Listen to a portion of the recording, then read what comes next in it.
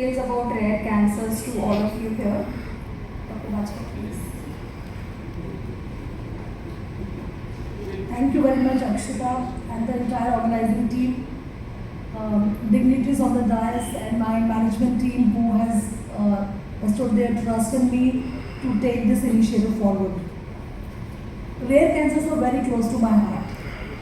Since I joined oncology, I was really passionate to develop the care path for rare cancers, ultra-rare cancers, and challenging situations in oncology.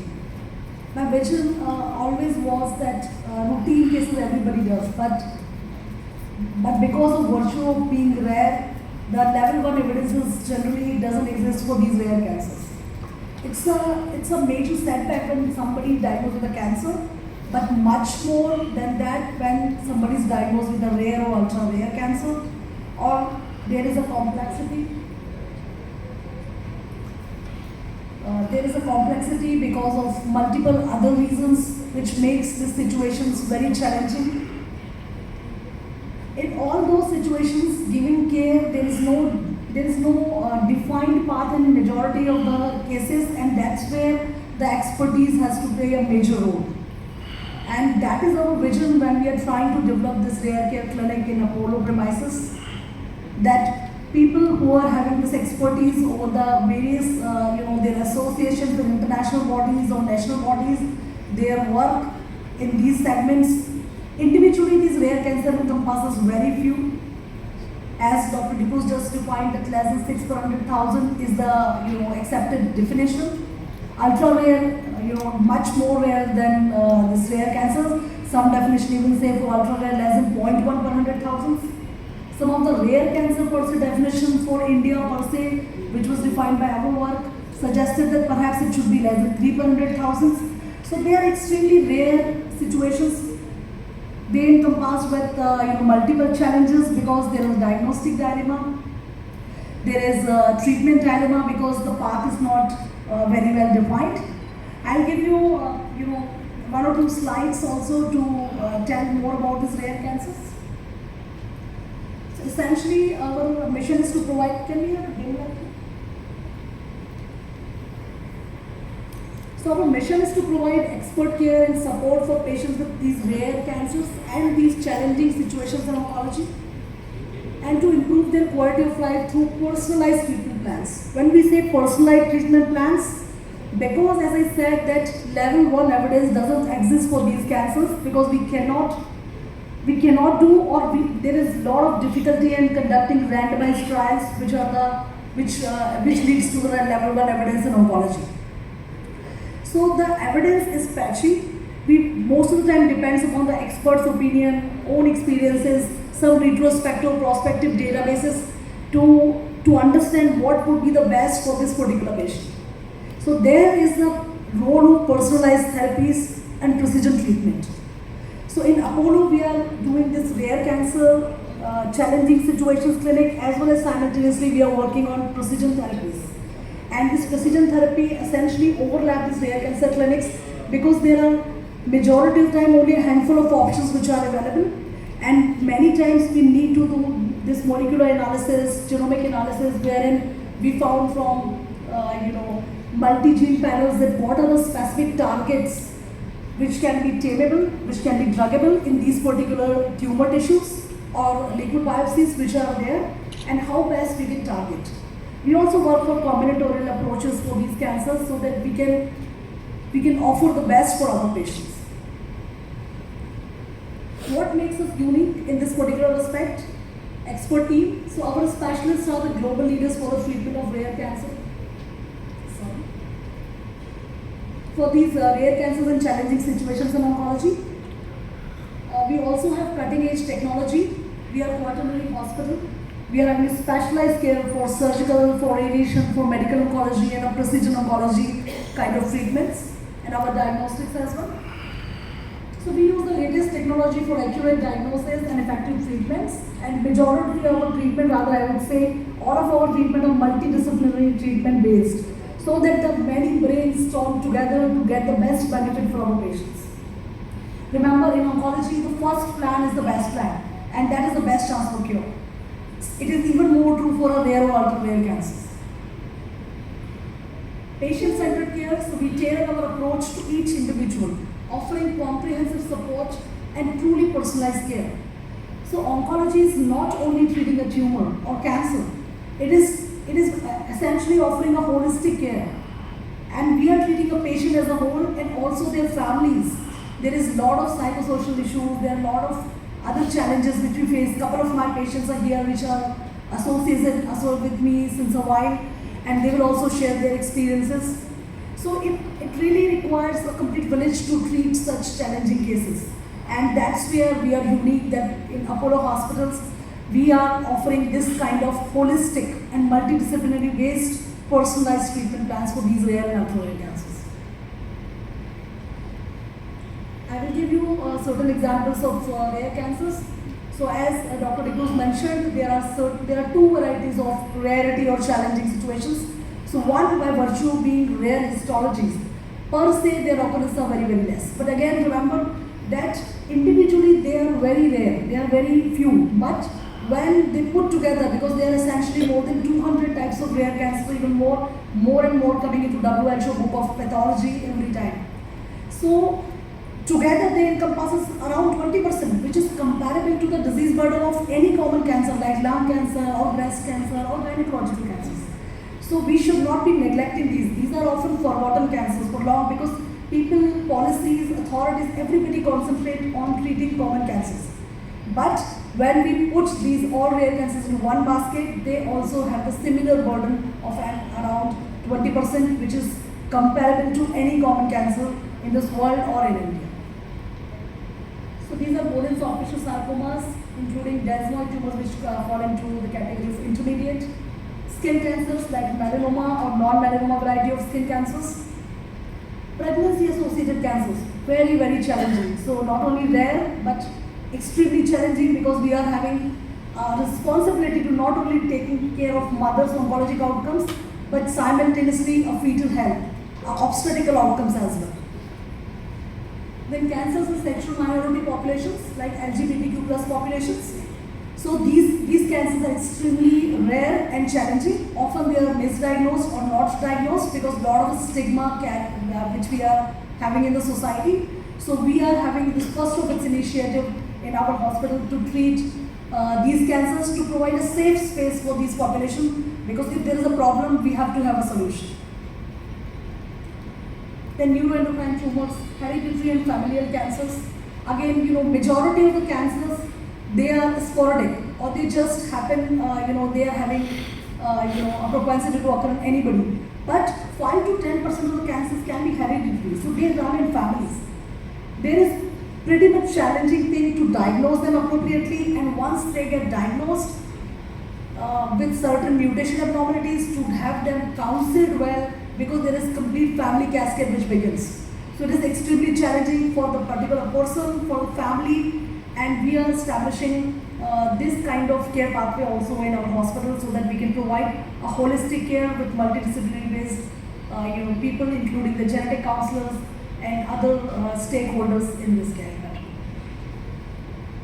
Adolescent, young adult and geriatric cancer, so this is the age-specific care. One size fits all was usually the care pattern a couple of decades ago, when breast cancer used to be one disease. Later on, it comes the histology specific, so breast cancer becomes triple negative, HER2 positive or hormone positive, and then comes precision era, wherein the several subtypes, and among them also age-specific care. So a young breast cancer is very different. Generally, these cancers are disease of elderly patients or postmenopausal, what we say. But when it happens in young, it is comparatively rare and very challenging. So we have to have a different focus when we are treating a young cancer versus a geriatric cancer. So we are establishing focused clinics for under this rare cancer segment for our adolescent and young adult patients, which are defined as 15 to 39 years of age, because their needs, their fertility needs, their sexual quality of life needs, their other psychosomatic needs are very different, cosmetic needs. But in a geriatric patient, geriatric meaning elderly, which is in India defined as more than 60 years, generally world over definitions more than 65, so whichever we take, but these patients generally are having many comorbidities. They are on polypill therapies. So these situations are extremely challenging again because we have to make several adjustments in our drug dosages, in our protocol planning, and how best we should accommodate their reserves, their compromised status due to other illnesses. So we are establishing this geriatric clinic also separately within these challenging situations. Then again, other variety, for the common cancers, garden variety of cancers, anybody probably may be able to treat if there is a decent level of training. But even in the common cancers, there can be very, very rare histologies. For example, breast cancer. There can be rare histologies like tubular, like mucinous, like adenoid cystic. Even triple negative considered to be a rare cancer. So if these different histologies are there, or there are certain other challenging situations in breast cancer, like young breast, like triple negative, like pregnancy associated with comorbidities, then again, in spite of having a common diagnosis of breast cancer, these become rare situations or challenging situations. This holds true for other cancers like head and neck, wherein we have thyroid cancer, salivary gland tumors, etc., or in lung cancer, or in any other common cancer as well. Challenging situations in oncology, few have already told because there is a complete overlap. So like geriatric cancers, comorbidities I was explaining, immunocompromised patients. So with HIV, epidemic or pandemic, I would say later because there is very, very good drugs which becomes available. So it also becomes a chronic disease. And as these patients survive more, there are propensity to develop more and more cancers. Now we are facing this burden that many HIV positive patients, although they are surviving for longer periods, but they are presenting to us with cancers. Again, this is a very challenging situation in these patients with different kind of drugs going on, different kind of immunity status, very challenging. We are focusing to give care to these patients. Patients on chronic steroid therapies for any reason. Maybe there are some respiratory conditions, maybe some other immune-related conditions. But if they need to take prolonged steroid, it becomes pretty challenging to treat them if they develop any cancer. This is also one of the niche area we are focusing. Patients with autoimmunity. Again, because immunotherapy has come in a long way, patients with pre-existing autoimmune conditions can be pretty challenging to offer the similar kind of drugs and similar dosages. We need to develop a very precise protocol for them. This is again a niche area which we are focusing. Patients with comorbidities and polypill therapies, 3/4 of the population in India is diabetic, either frank or masked. Whenever we do an opportunistic screening, we find the blood sugar levels are either borderline or frankly in diabetic range. So these patients with hypertension, patients with cardiac condition, patients with neurological condition, you all know that these are the patients which are in our family, each one having some or the other disease in their plate. So if these disease burden are there, it becomes challenging to give them similar kind of garden variety treatment. Again, they require precision care, and where we focus among the challenging situations in oncology. Uncommon presentation, as I said, of common cancers, we already discussed. So all these cases are unique in certain way, and they demand precision therapy and treatment. So symptoms, there can be n number of symptoms, very few either I am noting here. There can be persistent cough or shortness of breath for prolonged period. These are the symptoms which can be due to any infection also, but if they are present for prolonged period, we should not neglect and come to expert notice as early as possible to get detected in time. Changes in moles or skin lesions, many times melanoma gets misdiagnosed for just navias or moles. They can be, moles inside the sheet, so you should come into expert care early if there is changing pattern of moles, and there is any fast growth or any untoward sign. Nocturnal unusual pain, new seizures or severe headaches, swollen lymph nodes, anywhere, frequent fevers, persistent fatigue, unexplained weight loss, any painless lump. Generally, cancer starts with any painless lump to begin with. Later on, when there are nerve entrapment or other things, or some unique situations, then it can be painful also. So wherever there is a rule, there is a caveat also. But generally, they are painless lumps. You should not neglect and present to our knowledge. Then blood in sputum, urine, stool, any discharge. So any blood from anywhere it should not be neglected, and perhaps it's better to get them tested appropriately. Also, as I said, that it can happen in adolescent, young adult, it can happen in pediatric, it can happen in infants also. So no age is exempt actually. Consult experts to discover the best benefit for you. Early detection is the key for success, and we should motivate people to come forward well within time. From this is towards the end, and we will be open to all the questions. So I really extend our heartfelt thanks to entire Apollo team, including patients and caregivers who are dedicated to advancing care in the rare cancer space. I really want to thank the entire national and international community, the societies. Many of the societies are doing a great work. I would like to put into words about European Society of Medical Oncology, ESMO. So I am a core committee member for ESMO in couple of tracks, and especially the rare cancer ESMO Asia mission. I'm an integral part and trying to develop this care from Europe, Asia together. There is also a EuroCare, which is again a body which is working to improve rare cancer care. We have started an international rare cancer initiative also with these bodies. There is a lot of work which is happening in ESCO, and recently in LGBTQ plus care under the diversity force, I am included as one of the caregiver who can practice these kind of things and give directions to these niche area patients. So there is a lot of work which is happening, lot of researchers which are relentlessly working in this space. I want to thank each one of them who are working towards the progress of these segments care. Also at national level, I would like to mention about ISMPO, it is Indian Society of Medical and Pediatric Oncology. So I happen to be the joint secretary for this society, and we are again establishing a rare cancer unit within that society also, which can join hands with collaborative efforts from other national and international bodies to advance the care pattern in this area. Teenage and Young Adult Association, TY can be said, so it is specifically working for adolescent and young adult segment, supporting a lot of these patients. Again, because I'm a joint secretary for this association, and definitely we can extend this benefit to many patients if they come forward in these areas.